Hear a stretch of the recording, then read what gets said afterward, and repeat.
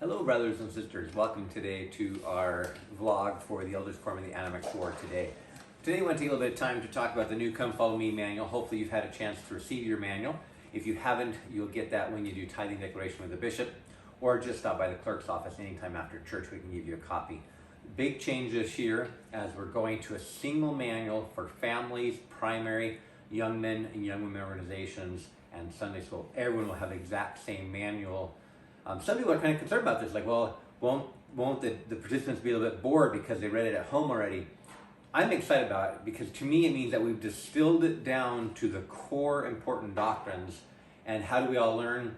Well, I don't know about you, but I keep telling my children, 1 + 1 is 2, 1 + 1 is 2, 1 + 1 is 2, and we repeat it and we repeat it and repeat it until it becomes ingrained in their memory. And I think it's the same thing with the gospel of Jesus Christ. Its repetition helps us to learn. So it's really pretty exciting. When you go into the manual, you'll see that there is a introductory section. And then basically you have the section for the adults and the young men, young women.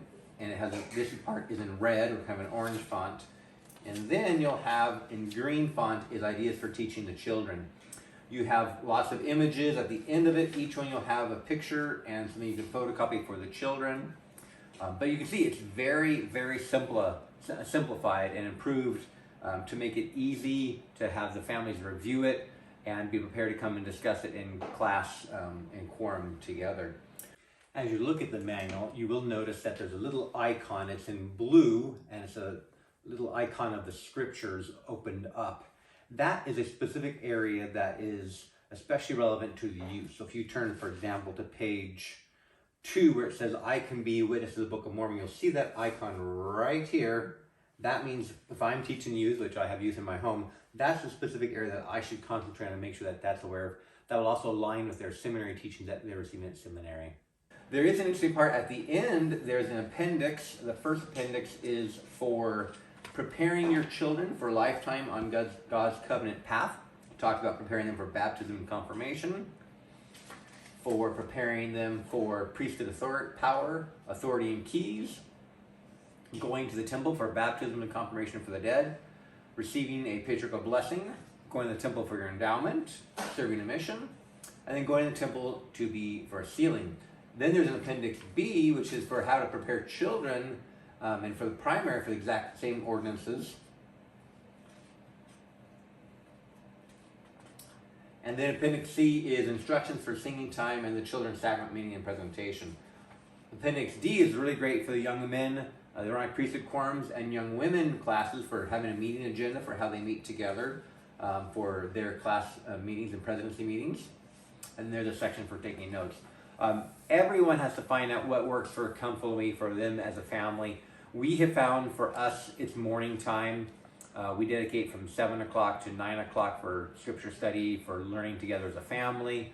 And that's how it gets done, is because it's a consistent time in the mornings. Evening is so hard because there's recitals, there's extracurricular activities. We have found it's just crucial for us in the mornings. Caroline and I try to get up about 4 o'clock in the morning. Sometimes we get up at 5. We get our exercise and we get time together as a couple, and then we get ready for the day with the children. We just found that's crucial. So everyone should get a copy, and if you don't get one, make sure you stop by the clerk's office. Next week is the 5th Sunday, and as part of that discussion, we'll be talking about preparedness for social, emotional, spiritual, financial, and just how do we prepare ourselves for the bumps that will happen in life. It's a good time of the year, as Bishop mentioned today in sacrament meeting.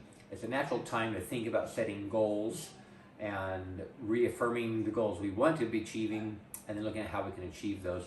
Speaking of goals, I meet with LDS Family Services as a Elders Quorum president to talk about different challenges we're facing in the ward and how we can help improve members' lives and struggles they're going with. And I often ask them for any books they recommend, and they've recommended 3 over the last year that I've been meeting with them. Atomic Habits is a great book for learning about a process of achieving goals through setting habits.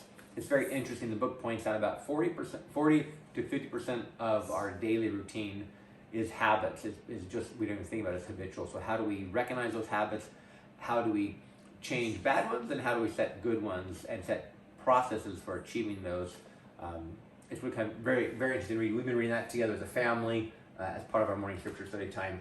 Hold Me Tight is the book that they recommend for couples counseling, if you're for anyone to become closer to your spouse. Really good book. I also highly recommend that one. Nonviolent Communication, A Language of Life, is great for helping teenagers often that have so much emotions that they're trying to deal with, and how to communicate without anger, without violence, and just learning how to have that deep communication centered on empathy, collaboration, authenticity, and freedom. I've just started reading this one. Another one I think is a really good resource. Next Sunday will be Christmas Eve. Look forward to seeing you there. That'll just be a simple 1 hour as we enjoy celebrating for Christmas. And the following week will be our fifth Sunday. As always, I love you, brothers and sisters. I'm very grateful to be in this ward and be able to serve you all. And I look forward to seeing you again next week at church. Thank you.